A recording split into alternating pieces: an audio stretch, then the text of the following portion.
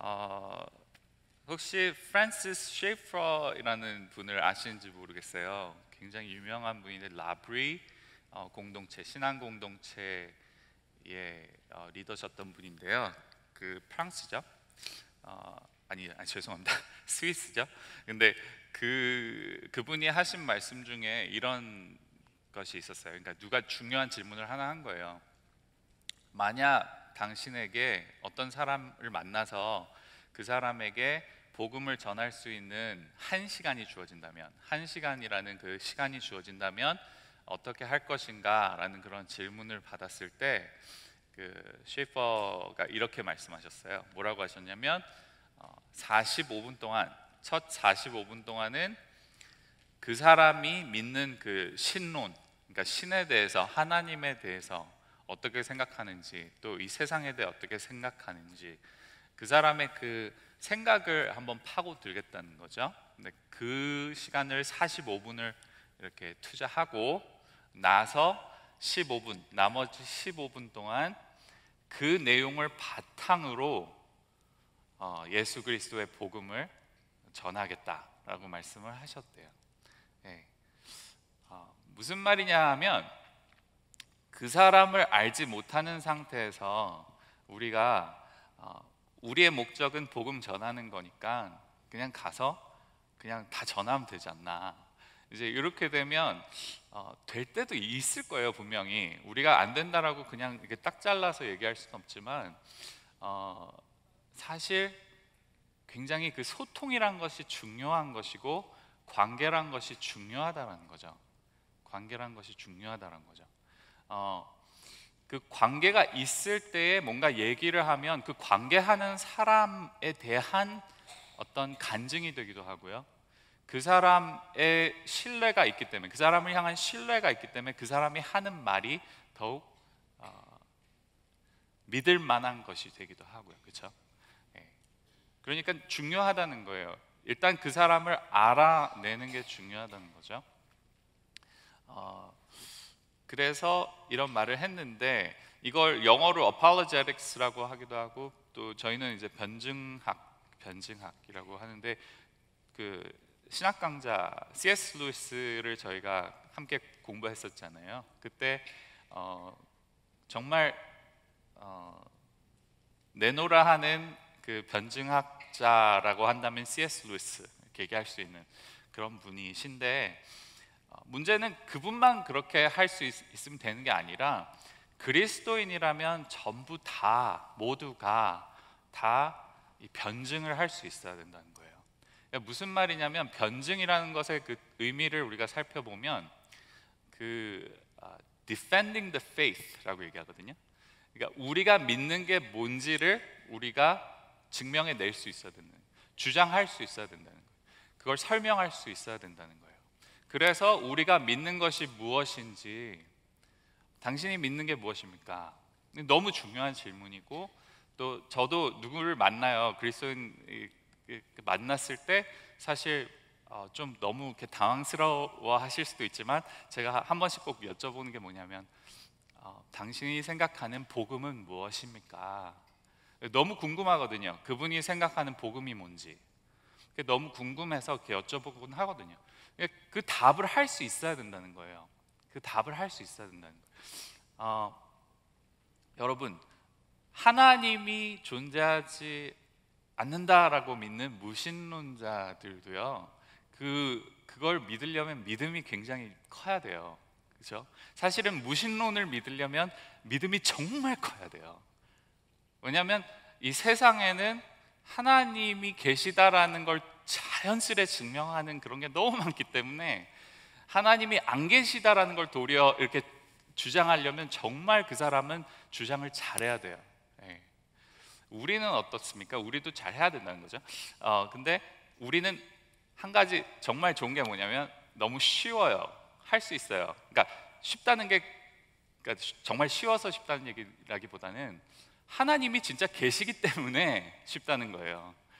이미 우리 삶 속에, 우리 자연 가운데, 우리 세상에, 우리 관계 속에 하나님이 존재하심이 증명이 되고 있기 때문에 그래서 우리가 정말 하나님께 귀 기울이고 하나님을 마음껏 흠껏 경험하면서 살면 그 가운데 우리가 그 변증할 수 있는 그 내용들이 슬슬슬슬 나오실 겁니다. 그래서 여러분들 정말 베델 성도님들 이렇게 간증에 항상 넘치시는 그런 삶 되시길 축원합니다. 네. 오늘 말씀은요. 오늘 말씀은 바울이 권리에 대해서 말을 하고 나서 이렇게 말씀하셨던 부분이에요. 그 앞부분에서 12절에 이렇게 말씀하셨어요. 다른 이들도 너희에게 이런 권리를 가졌거든 하물며 우리일까 보냐. 그러나 우리가 이 권리를 쓰지 아니하고 범사에 참는 것은 그리스도의 복음에 아무 장애가 없게 하려 함이로다 라고 말씀하세요. 그러니까 바울이 자신을 주장할 수 있어요. 그 권리 있어요. 있음에도 불구하고 주장하지 않고 참고 넘어가는 이유는 복음의 진보를 위함이라는 거예요. 복음의 진보. 네.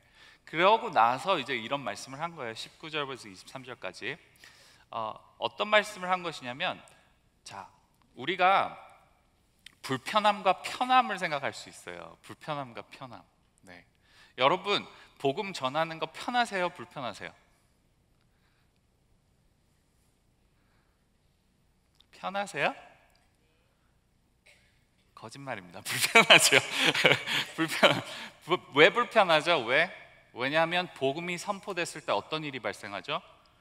그 복음을 듣는 사람의 삶이 그냥 와장창창창 다 깨져요. 그 죄의 패턴들과 죄로 인해서 이렇게 만들어졌던 그 틀이 복음이 선포되는 순간 어떻게 되죠? 그냥 다 깨지기 시작하는 거예요. 그러니까 불편한 거예요. 불편한 거. 전하는 사람도 어찌 보면 이 사람 좀 내가 민폐 끼치는 거 아닌가 싶을 정도로 불편할 수도 있어요. 그래서 여러분 어쩔 때는 이렇게 말씀을 선포하다가 조금 이거 감안해서 이렇게 조금 살짝 약하게 해야 되는 건 아닌가 이런 생각하시기도 하지 않아요? 근데 아니죠. 복음은 있는 그대로 딱 전해야죠, 정말. 네. 근데 복음이란 것은 불편해. 전하는 사람도 그렇고 받는 사람도 그렇고요. 불편하다는 거예요. 그러니까 불편한 것이 있고 편한 것이 있어요. 편하려면 어떻게 하면 되죠, 우리는? 네, 그냥 관계 안 하면 됩니다. 네, 소통 안 하면 됩니다. 그냥 있으면 됩니다. 근데 우리가 관계를 하고 또 소통을 하고 또 복음을 전하려고 한다면 그리스도인의 삶을 산다는 것은 불편할 수밖에 없다는 거예요. 예, 이 불편함과 이 편리함과 이제 이런 것들 고민해 볼 수 있는데 바울은 뭐라고 하냐면 이것이 불편하지만 복음을 위해 서라면 감수하겠다. 고기 먹고 싶다. 그런데 이것이 복음의 길을 막는다면 나 고기 안 먹겠다. 불편하겠죠. 그런데 억지로 하는 것이 아니라는 거예요. 또 강제로 하는 것도 아니라는 거예요. 분명 19절에 그는 이렇게 말합니다. 자유롭다라고 말해요. 자유롭다라고 말합니다.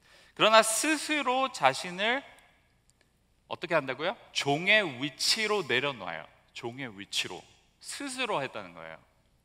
왜 그러냐면 그렇게 하지 않으면 그 사람을 얻을 수 없기 때문에 그렇게 했다는 거예요. 그러니까 그 사람을 얻기 위해서 내가 그 자리로 내려갔다라는 거예요. 유대인을 얻으려고 유대인같이 됐고 이방인을 얻으려고 이방인같이 됐고, 그렇죠? 또 약한 자들을 얻으려고 약한 자와 같이 됐고, 모든 것은 몇 사람이라도 더 구원하고자 이렇게 했다는 겁니다. 그래서 이렇게 말하죠. 내가 복음을 위하여 모든 것을 행함은 복음에 참여하고자 함이라. 참여하고자. 여러분, 저희는요, 그리스도인들은 복음에 참여한 자입니다. 이제 저희는요, 그 복음의 그 이야기에, 복음 이야기에 일부로 들어가 있는 거예요.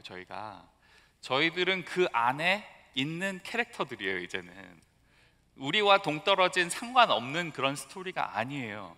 복음을 접하셨고 복음으로 인해서 주님을 알게 됐고 예수님을 영접했고 그리고 예수님을 위해서 우리가 지금 살아간다면, 그렇죠? 주님을 위해 살아간다면 그러면 저희는 그 복음 이야기 안에 들어가 있는 사람. 그래서 복음 안에 참여한다라는 게 무엇이냐? 필수적인 거죠. 우리 삶 속에서 여러분 질문을 해보면 우리 삶 속에서 복음이 드러나는 순간은 언제세요? 언제 제일 드러나세요? 삶 속에서 복음의 진리가 이렇게 맞아 이게 진리야 라고 선포되는 때가 언제죠?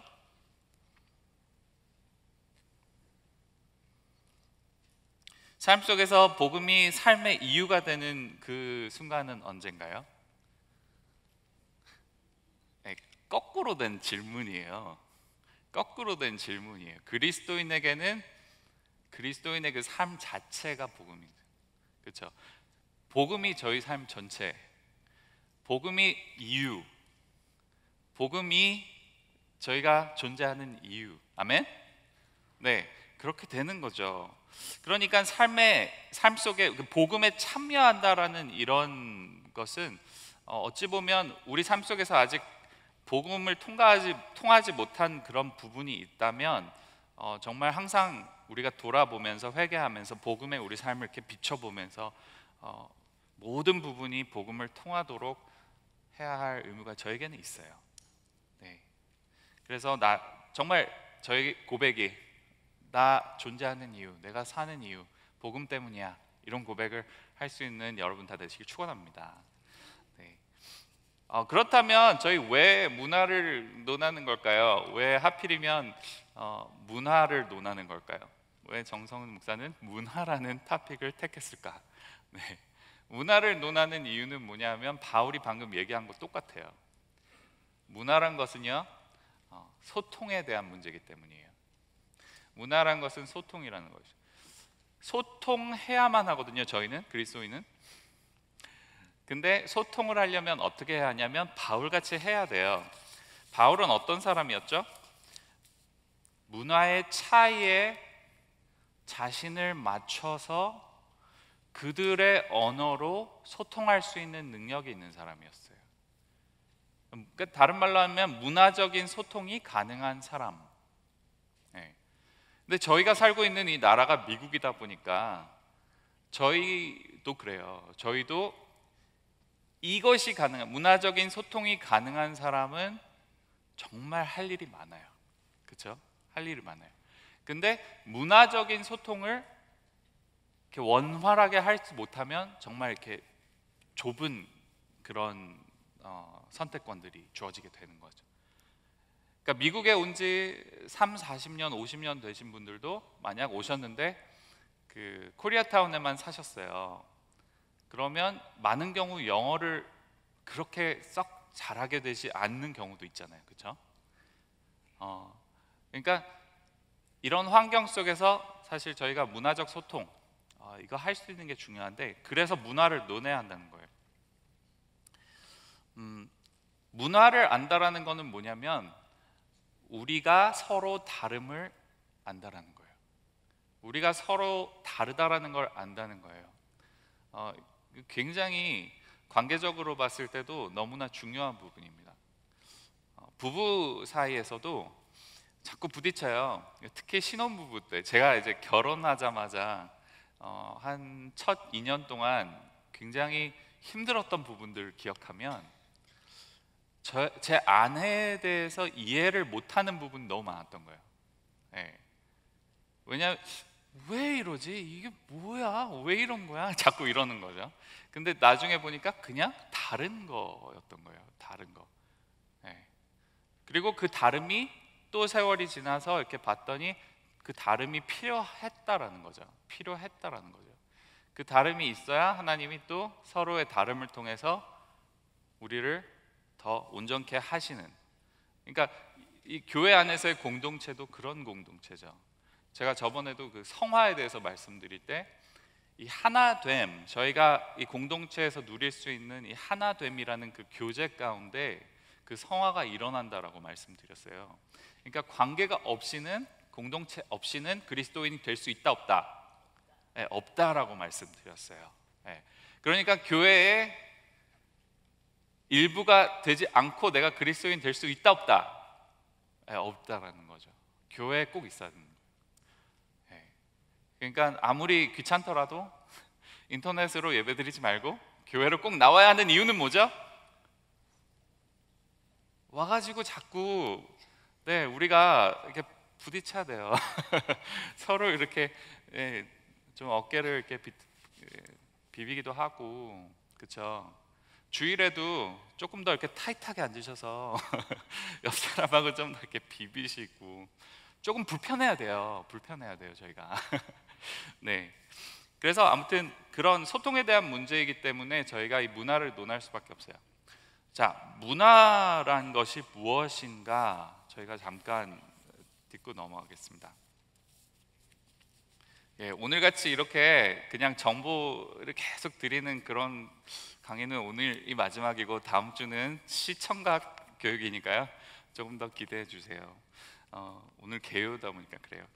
문화를 쉽게 정의한다면 이렇게 표현할 수 있다고 하셨어요. E.B. 타일러라는 분이 먼저 이렇게 최초로 이런 정의를 내리셨는데요. 문화를 뭐라 그랬냐면 인간 집단의 생활 양식이라고 얘기했어요. 인간 집단의 생활 양식. 그러니까 무슨 말이냐면 문화는 인간의 독특한 생존 방식에서 비롯되는 건데, 이 문화란 무엇인가라는 질문은 달리 한다면 인간이란 무엇인가라는 질문이 된다는 거예요. 동물도 집을 짓고 삽니다. 그러나 그들의 행위는 본능적인 거예요. 아무리 그것이 고도의 기술과 노력을 수반한다고 하더라도 우리는 그걸 보고 문화네 이렇게 하지 않죠. 그렇죠? 인간 사회가 동물들의 사회와 다른 점은 자연적이지만은 않다는 데 있는 거예요. 그러니까 인간에게만 있는 독특한 삶의 양식인 이 문화는 한마디로 표현해서 인위적이다. 인위적인 것. 그렇게 이해하시면 됩니다. 문화란 인위적인 것. 인간은 자신을 포함한 자연을 의식적으로 개발하고 통제하여 삶의 조건을 이렇게 변화시켜 가는 존재인 거예요.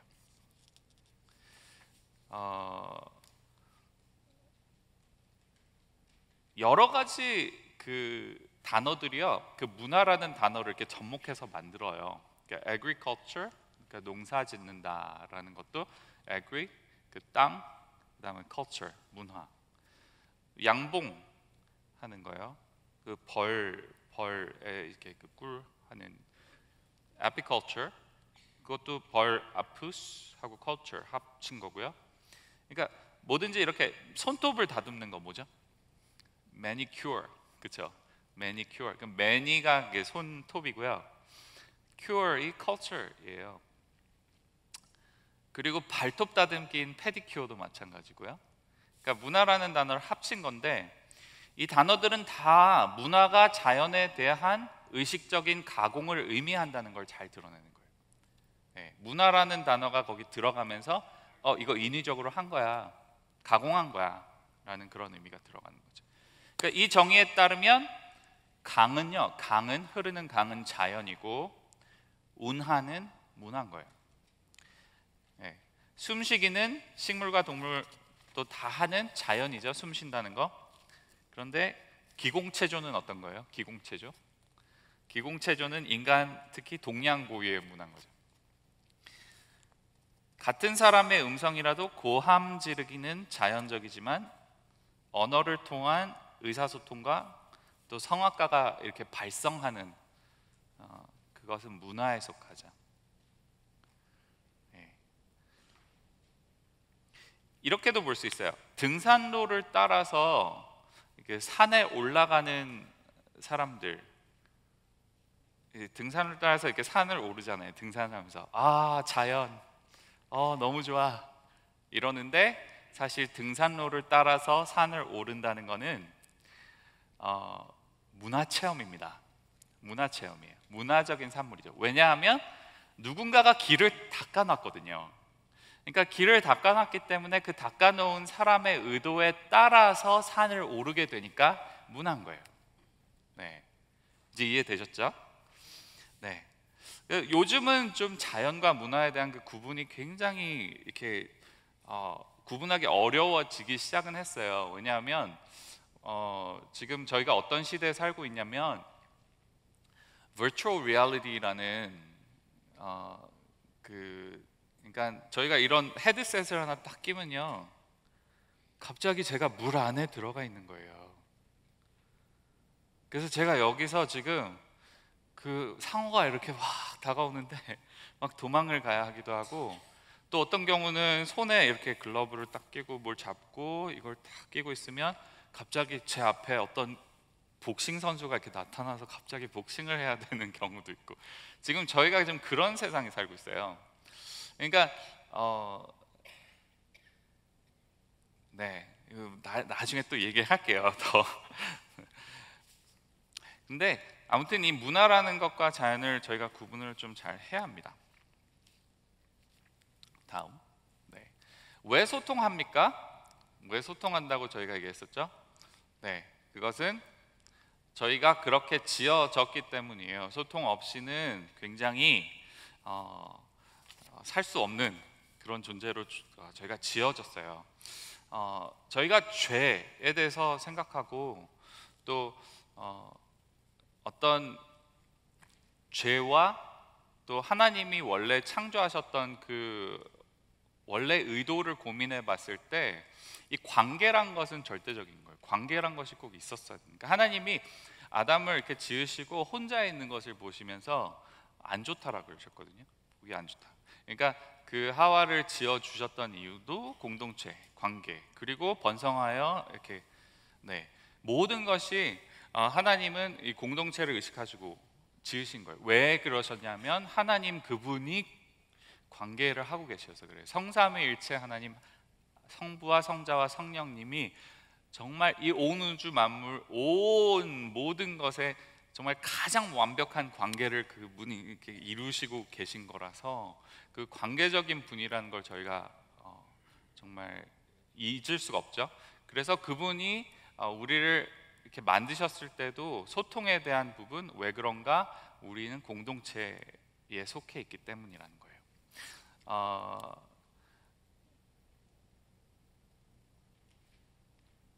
왜 잘 소통해야 할까요? 그러면 이미 답을 말씀드렸어요. 바울이 말했을 때는 복음의 진보를 위해서 그렇다고 그렇게 얘기를 했어요. 우리도 문화적인 부분을 봤을 때 가장 힘든 거는 저희가 그 사람의 문화를 이해하지 못했을 때 그 사람들과의 그 소통이 이렇게 꽉 막힌 듯한 느낌을 받을 때 굉장히 힘들거든요. 세대 차이도 그렇잖아요. 그래서 부모님들과 아이들 사이에 소통이 끊길 때 보통 어떤 일이 일어난 거죠? 서로의 이해력이 이렇게 딸리기 시작할 때, 서로 부족하기 시작할 때 소통이 끊기기 시작하는 거죠. 선교지에 나가셨을 때 여러분들이 경험하셨던 그것, 내가 타문화에 들어가서 그 타문화권에 들어갔을 때 내가 보고 지금 관찰하고 경험하고 느끼는 이 모든 것이 내가 온전히 이해할 수 있는 그런 부분이 아니라는 거예요. 그러니까 혹여나 지금 내가 보고 있는 그것이 저래서 저러는 거구나, 이래서 이러는 거구나, 이렇게 단정 짓는 건 굉장히 위험한 일이고, 단정 짓는다는 거는 조금 섣부르고 어리석은 그런 접근일 수도 있다는 거예요. 그래서 저희가 그 선교에 대해 생각할 때도 그렇습니다. 소통에 대한 것이 그렇습니다. 왜 잘 소통해야 하는가? 막힘과 원활함. 죄로 인해서 단절됐던 것, 원활하게 된다라는 건 뭐냐면요, 복음이에요. 복음. 우리에게 길 되신 주님, 무엇이 단절되셨죠? 사람이 죄를 지음으로 하나님 아버지와의 소통이 단절됐었어요.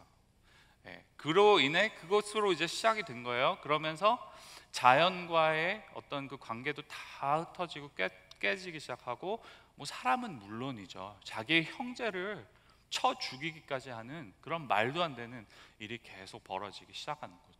그러니까 우리 삶 속에서도 이 뭔가 어려움이 있고, 이웃과의 뭔가 소통의 단절이라든지, 뭐 예를 들어서 옆에 다른 인종의 이웃이 살고 계신데 그분이 왜 저러는지 모르겠어요. 그분이 무슨 심기 불편한 일이 있었기에 갑자기 나를 저렇게 미워하는 걸까? 이런 질문을 하실 수 있을 때 뭔가 오해가 일어난 거예요. 오해가 일어나서 그분은 그분의 기준으로, 나는 나의 기준으로 생각할 때 뭔가 오해가 생겨서 갑자기 하루아침에 원수가 된 거예요. 네, 그러니까 이런 막힘, 이것은 죄로 인해서 일어나는 일이라는 거예요. 그러나 하나님이 하신 일, 예수 그리스도로 인해서 하신 일은 뭐냐면 구원의 길만 여신 것이 아니고 아버지에게 우리가 소통할 수 있는 그 길도 여셨고요, 우리가 성도와의 서로 그 교제할 수 있는 그 길도 열어주셨다는 거예요. 예. 그러니까 이 열렸다, 원활하다, 좋아졌다, 회복됐다, 이게 저희가 쓰는 표현들이죠. 그 그리스도인들이 쓰는 표현입니다. 그러니까 오셔가지고 관계하면서 셀 모임 하시면서도 관계가 원활해졌다, 부부관계가 안 좋았는데 신앙생활하면서 부부관계가 더 좋아졌다, 이 모든 것은 사실 하나님이 하시는 그 회복의 패턴인 거예요. 예. 그래서 잘 소통한다는 것, 깨어진 관계, 또 갈라진 세상을 다시 하나 되게 하는 그런 단합, 소통의 길이 열리도록 하시는 그것을 우리에게 주셨는데, 예수 그리스도의 복음이 그것이고요, 예수 그리스도의 그 복음의 그 좋은 소식이 바로 그 회복의 메시지입니다. 네, 아이고 이전에. 네, 자, 아까도 말씀드렸지만 저희가 문화에 대해서 논하려면요, 서로 다름에 대한 이해를 분명히 해야 한다는 겁니다. 오늘 바울 본문에서요, 바울은 분명히 이해를 하고 있었어요. 어떤 이해를 하고 있었는지 저희가 다시 볼까요? 바울은요, 자기가 누군지 일단 알아요. 자기가 누군지 알아요. 그런데 그게 너무 중요합니다. 자기가 누군지 알아야 돼요. 자기가 예수 그리스도의 그 복음 때문에 어떤 사람이 됐다라는 걸 정확히 알아야 되는 거예요. 네. 그 다음에 그가 자유로우나, 분명히 자유로우나, 예수님이 주신 그 자유를 누리고 있으나, 그러나 더 많은 사람을 얻기 위해서 그가 유대인들에게 다가갑니다. 유대인들을 얻고자 어떻게 하죠? 율법 아래에 있는 사람들의 그 관점에서 그들과 소통하기 시작합니다. 그러니까 무슨 말이냐면 그들을 안다는 거예요. 자, 또 이방인들과 소통할 때는 어떻게 하죠? 율법 아래 있지 아니하고 율법이 아예 없는 자들과 소통하려면 어떻게 하죠? 그가 또 그들을 이해하고 접근합니다. 그 대화하는 것들 저희가 나중에 보면, 예를 들어서 보면 알 수 있는데요, 제가 조금 이따가 예를 들어드릴 겁니다. 근데 이 서로 다르다라는 것, 그리고 우리가 소통한다는 것, 그리고 문화를 논한다는 것, 이 모든 것은 결국 뭐냐면 불편한 거예요. 불편한 노력이에요. 그런데 어떤 노력이냐 하면 우리의 상대방을 알아가고자 하는 노력이에요. 알아가고자 하는 노력. 네. 이게 사랑이라는 거예요. 나와 너, 우리 관계를 나와 너로 생각할 수 있고, 너와 나로 생각할 수 있어요. 나와 너와 나의 차이는 뭘까요? 네, 나와 너는요,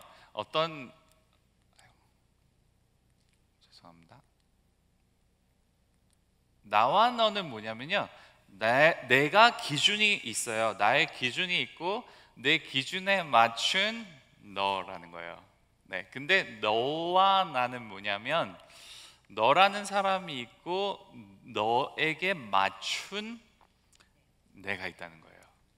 자, 여러분들은 누가 되고 싶으세요?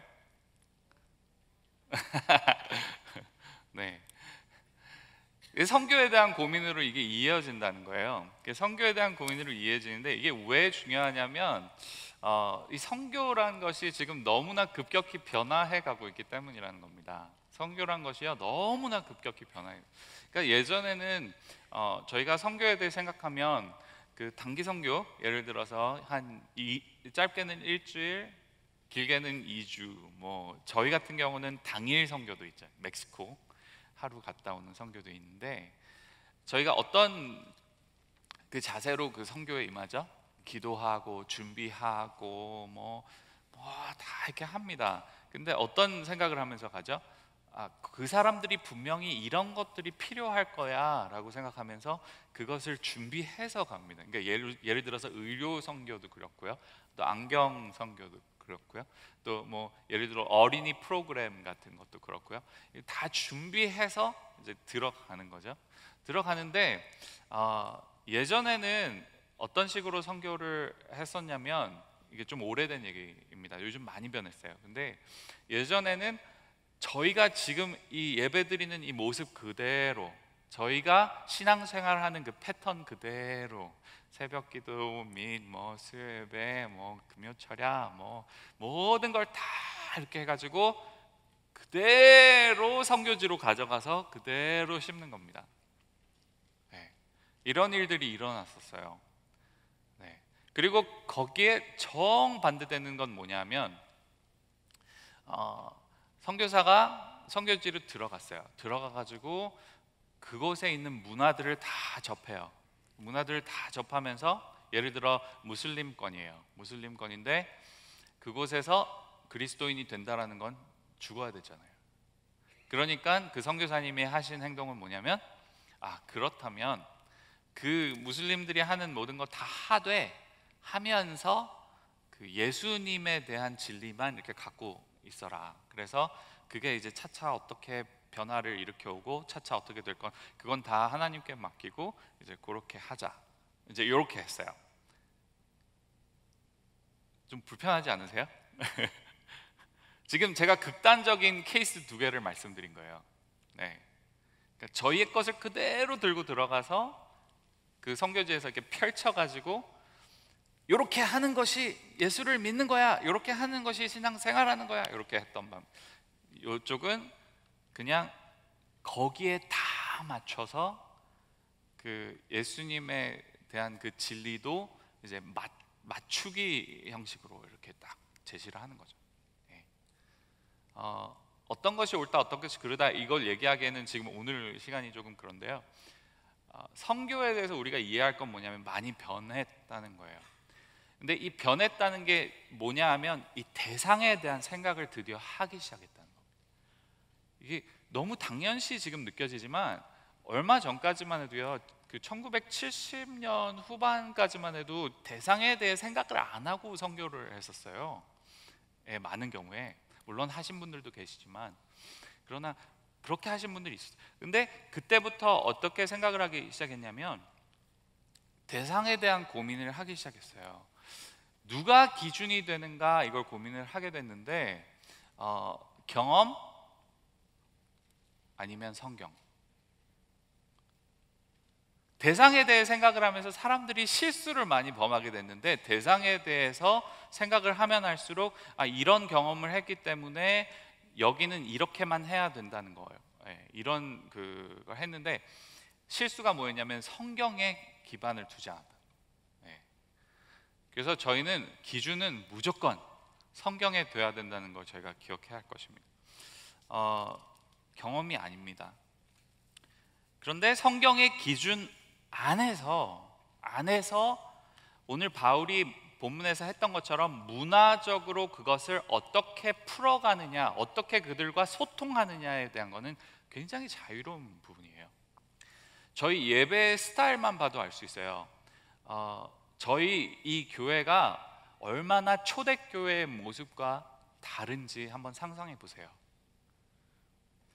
지금 그 미국이나 혹은 한국이나 이 다른 나라에 그 초대교회의 모습을 그대로 유지하고 있는 교회가 있을까요?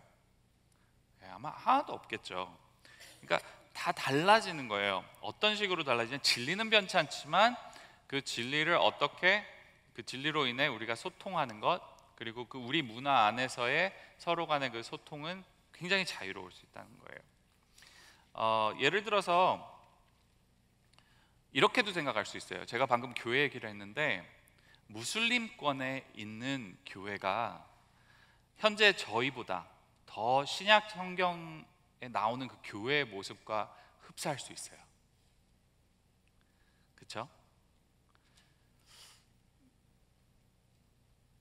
그리고 또 한국 교회에서는 술과 담배와 도박 금하잖아요.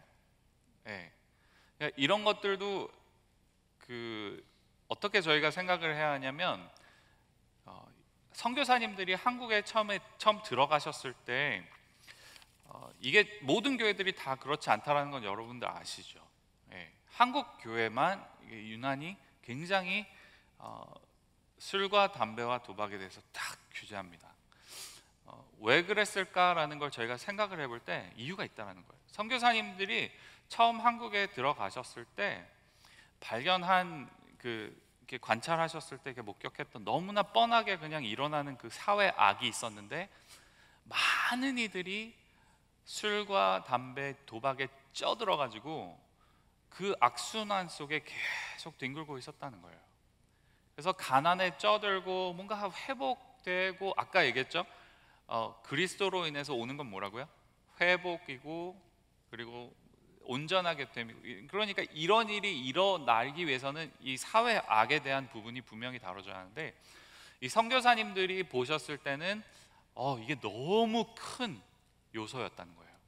그래서 그분들이 어떻게 생각을 하게 되냐면, 하나님의 공의가 서려면 빠져있는 그 중독의 문화를 바꿔가야겠다, 그게 중요하다 생각하셨고, 그래서 한국에 세우셨던 교회에서 시작했던 운동이 금주 문화고 담배 도박을 금하는 문화였던 거예요. 그것이 근데 지금까지 쭉 이어온 거예요. 많은 이들이 술 마시는 게 죄인 줄 알고 이게 다 죄인 줄 아세요. 근데 그게 꼭 죄라고 하기보다는 그것으로 인해서 죄를 짓게 됐기 때문에 선교사님들이 그때 한국을 들어가셨을 때 그 상황 속에서는 이게 정말 급한 문제였다는 거죠. 미국에서도요, 대표적인 기독교 사립대학을 이렇게 들라하면 켈빈 대학교가 있어요. 그 켈빈 대학교라는 학교가 있는데, 위튼 대학교라는 학교도 있어요. 이렇게 두 학교가 있어요. 근데 켈빈은 어떤 학교냐면 CRC라는 크리스천 리포머 처치라는 그런 교단에 속해 있는 학교예요. 그 교단에서 이제 운영하는 학교인데, 그 배경이 화란 사람들 배경이에요. 화란, 네덜란드. 네, 더치 트래디션인데, 그 더치들의 네덜란드 화란 사람들이 이렇게 굉장히 보편화되어 있는 문화가 뭔지 아세요? 네, 이게 파이프 물고 있는 겁니다. 이게 파이프 담배를 피는 거예요. 그래서 제가 켈빈 대학 출신이거든요. 근데 그 학교를 갔을 때 이제 정말 깜짝 놀랐던 게 뭐냐면, 그냥 다 펴요. 모두 다 펴요.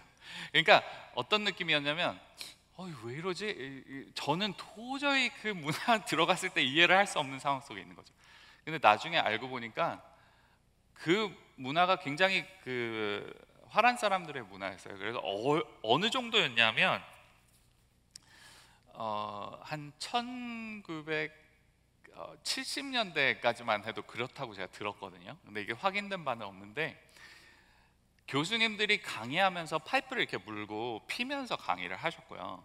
그리고 그랜드 래피드스에 교회가 굉장히 많아요. 근데 그 교회에 이제 주일에 예배하러 가면 이 앉아 계신 성도들이 앉아서 이렇게 파이프를 물고 설교를 듣고 있는 거예요. 지금 막 웃고 계시잖아요. 근데 그거는 이제 문화의 차이라는 거죠. 예, 우리는 막 와, 어떻게 그럴 수 있어? 막 이럴 수 있는데, 거기서는 안 그러는 게 이상한 거예요. 예. 그러니까 이게 저희의 지금 생각의 틀을 좀 깨야 한다는 거예요. 이게 반대로 위튼, 아까 얘기했던 그 위튼 칼리지는 어떤 대학이냐면, 원서를 넣어요. 입학 원서를 넣을 때 밑에 이렇게 한마디로 이렇게 계약을 맺어야 되는데, 무엇을 안 하기로 계약을 맺어야 하냐면 춤을 안 추기로 계약을 맺어야 돼요. 그 학교 만약 걷다가 이랬으면 잘려요, 바로. 진짜예요. 무슨 말인지 아시겠어요? 그러니까 이 문화가 다르다는 거예요. 제가 웨스트민스터라는 학교를 나왔어요. 근데 웨스트민스터라는 학교를 나왔는데 거기서도 한국 학생들이 굉장히 많아요. 많은데 한국 학생들이 다들 막 어쩜 저럴 수가 있지 막 이런 그런 부분이 어떻냐면, 교수님하고 이제 상담을 하고 싶어서 교수님 만날 수 있나요? 이렇게 상담 신청을 하면 교수님께서 그래 펍으로 와 이렇게. 펍가 뭔지 아세요? 펍? 네, 맥주집이요. 펍으로 와 이렇게 해요. 그러면 네 그냥 가요. 그럼 가면 교수님이 햄버거랑 맥주를 사주세요. 그리고 앉아서 먹으면서 대화를 하는 거예요. 네, 지금 충격의 도가니에 빠지고 있는 러시아에 가서요, 러시아에 선교를 가셨는데 러시아에 가가지고 술 마시는 거 무조건 나쁘다라고 말하면요 굉장히 어리석은 사람으로 취급받아요.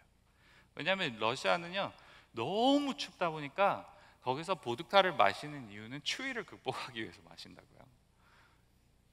그러니까 문화란 것은 우리의 생존 방식으로 인해서 생겨난 그런 방식들인데 너무 다르고 우리는 서로와 소통하기 위해서는 이 다름을 이해할 각오를 해야 하고 수고가 거기에 뒤따른다는 겁니다. 사랑하실 준비가 됐나요? 네? 조금 더 이렇게 생각을 여셔야 된다는 거예요. 마음을 좀 더 열어보셔야 된다는 거예요. 이거 지금 잘 돼야 합니다. 왜냐하면 다음 주부터 제가 막 보여드릴 영상은 막 충격받고 이럴 텐데 지금 준비가 잘 돼 있으셔야 돼요. 네, 안 그러면 지금 큰일 납니다. 그래서 지금 저희가 선교지에서 저희가 굉장히 고민하는 것들, 선교지라고 한다는 것은 뭐 먼 나라, 이웃 나라 이런 생각하는 게 아니고 그리스도인으로서 해야 하는 건 다 선교죠. 지금 이곳에서도 저희 이웃들과 또 서로의 관계 속에서 이러지 않게 선교인데 contextualization이라는 중요한 단어를 저희가 짚고 넘어가면 좋겠어요. 이 단어는 한마디로 하면 상황화. 네. 또 다른 분들은 이렇게 번역을 했더라고요. 맥락화 이렇게 번역을 했더라고요. 근데 뭐가 맞는지는 잘 모르겠어요. 네. 근데 contextualization이라는 이것은 한마디로 쉽게 얘기하면 복음을 문화의 상황과 접목시키는 과정입니다. 네. 바울이 한 거예요. 바울이 한 거.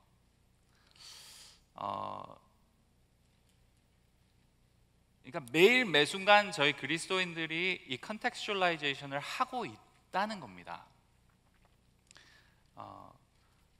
마음을 꽉 닫고 나만 예수 잘 믿고 천국 가면 돼 이런 생각이 아니라 정말 신앙생활을 제대로 하고 그리스도의 제자로서 우리 십자가를 지고 따라가고 있다면 우리는 컨텍스츄얼라이제이션을 매 순간 하고 있다는 거예요.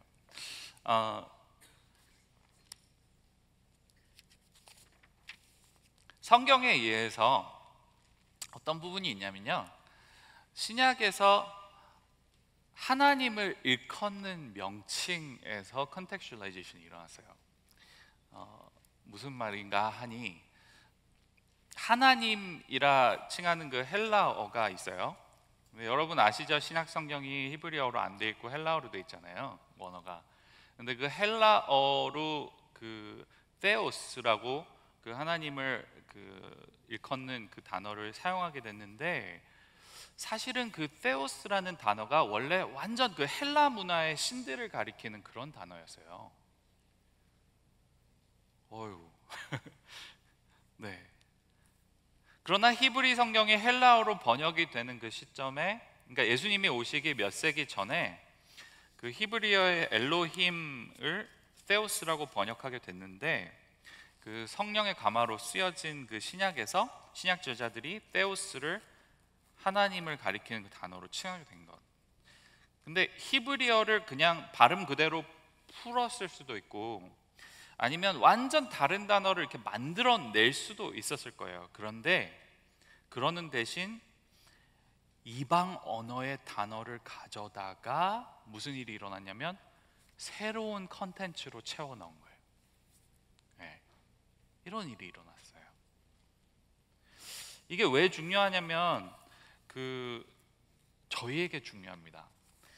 영어권 그리스도인들에게도 굉장히 그 위안이 되는 부분이, 왜냐하면 그 God이라고 하는 G-O-D, God이라고 하는 이 단어가 게르만 언어에서 어떤 신들을 가리키던 단어였냐면 워탄, 토르, 프레야 같은 존재예요. 그러니까 저희 지금 영어에서도 매주마다 사용되는 그 단어들, Wednesday, Thursday, Friday, 이게 그 신들의 이름이에요. 근데 그들을 가르치는 단어였다는 거예요, God. 근데 그 God이라는 단어를 가지고 저희는 어떻게 하죠? 성경적 컨텐츠로 채워넣다. 그렇죠? 일본어에서 하나님을 뭐라고 부르냐면, 선생님 일본어 카미사마 카미사마라고 하거든요. 근데 카미사마는 일본에 존재하는 수천만 개의 신들을 가리치는 단어예요. 카미, 신. 근데 카미사마라고 부른다고요, 하나님을. 그러니까 그 단어를 가져다가 컨텐츠는 어떻게 했다고요? 성경적 컨텐츠로 채워넣은. 한국어는 어떻습니까? 하나님, 만들어진 단어입니까? 아니죠. 하느님, 신령님, 하늘님. 우리 문화에서도 그 어떤 신들을 많이 섬겼죠? 우린 자연을 많이 섬겼잖아요. 자연을 칭하는 그 명칭, 그러나 그것이 하나님이라는 비슷한 명칭으로 이렇게 지정되면서 그 속에 전혀 다른 성경의 컨텐츠로 채워지고 이제는 다른 의미를 갖게 됐죠. 그러니까 신약을 통해서 우리가 알 수 있는 부분은, 우리가 타문화 언어를 사용해서 표현했다고 해서 그것이 타문화의 그 우상 문화에 우리가 속하는 건 아니라는 거예요. 네. 다음은 바울의 예입니다. 사도 바울이 사도행전 17장 22절 30절에서 아레오바고라는 그 아덴, 그러니까 오늘의 그리스 아테네죠. 그러니까 그리스죠. 그 아덴에서 했던 설교를 예로 들 수 있어요. 그러니까 첫째로 그가 어떤 예를 이렇게 끌고 들어오냐면, 알지 못하는 신에게라고 새긴 단. 그러니까 신전, 이렇게 단이 하나 있는데, 그 우상 숭배하는 그 단이 있는데 거기에 그 신을 가르쳐 가지고 뭐라고 돼 있냐면 알지 못하는 신. 알지 못하는 신까지 섬기는 사람들인 거예요. 근데 바울은 어떻게 하냐면 그 알지 못하는 신의 그 단을 통해서 하나님, 진짜 하나님이 누구신지를 말씀해 주시는. 16절에서 바울이 아덴의 우상이 가득한 걸 보고요, 마음 격분했다라고 해요. 그러니까 무슨 말이냐면 그 우상 숭배에 응하고 있는 것이 아니라는 거예요. 그거 오해하면 안 됩니다.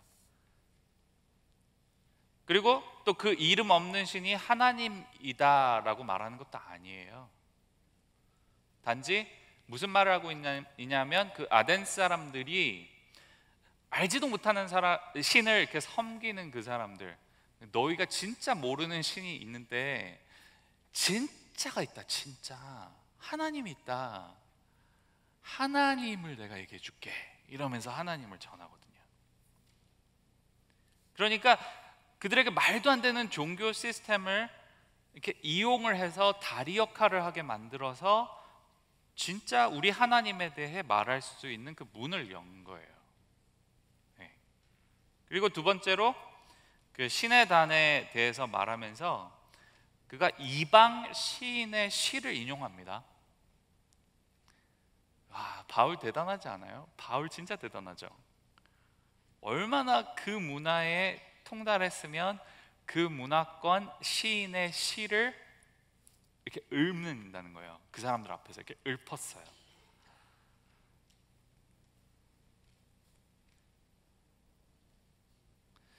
그들의 말을 빌어 와가지고 성경에서 말씀하는 하나님을 말하고 이렇게 드러냈어요, 바울이. 그리고 디도서에서도 이랬어요. 디도서 1장 12절을 보면 그레데인 선지자의 말을 인용하면서 그레데인 자신이 하는 경고를 통해서 그것이 참되도다.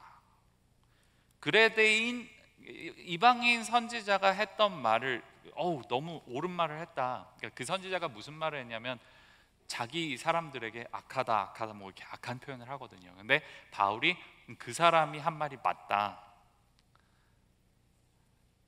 그 사람으로 인해서 사실 헬라 문명의 그 신을 하나님과 엮게 된다는 것은 크게 오류를 범하는 건데, 그렇게 한 게 아니라 바울은 그 선지자가 한 말을 바탕으로 성경의 진리가 선포되도록 디딤돌을 이렇게 놨다는 거예요. 이게 컨텍스츄얼라이제이션이에요. 다음 주부터 제가 조금 더 쉽게 이렇게 그냥 보시고 혹은 듣거나 뭐 이렇게 할 수 있는 그런 예를 들어서 저희가 좀 더 깊이 이해해 보려고 합니다. 근데 중요한 건 뭐냐면 바울의 관심은 하나, 복음의 진보. 자기가 불편하더라도, 수고스럽다고 하더라도, 자기가 자유함에도 불구하고, 권리가 분명히 있는데도 불구하고 그것을 내려놓고 도리어 자기가 그 종의 위치로 내려가는, 여러분 누가 하신 것 같죠? 저희 예수님이 하신 거예요. 예수님이 우리를 사랑하신 방법은 성육신으로 오신 그 사랑 방법, 사람의 몸으로 오신, 우리에게로 종의 모습으로 내려오신 그 모습. 바울은 예수님이 보여주신 그 사랑 방식으로 이 유대인들을 혹은 이방인들을 사랑하고 있는 것입니다. 바울의 관심은 그거예요. 저희가 왜 문화를 논하냐면 복음입니다. 복음의 진보를 위해서 저희는 문화를 논할 거고, 제가 문화 이야기한다고 해가지고 막 이런 문화는 좋고 이런 문화는 안 좋고 이런 얘기 할 줄 아셨죠? 네? 솔직하게. 네. 근데 말씀 여행이잖아요. 말씀 여행.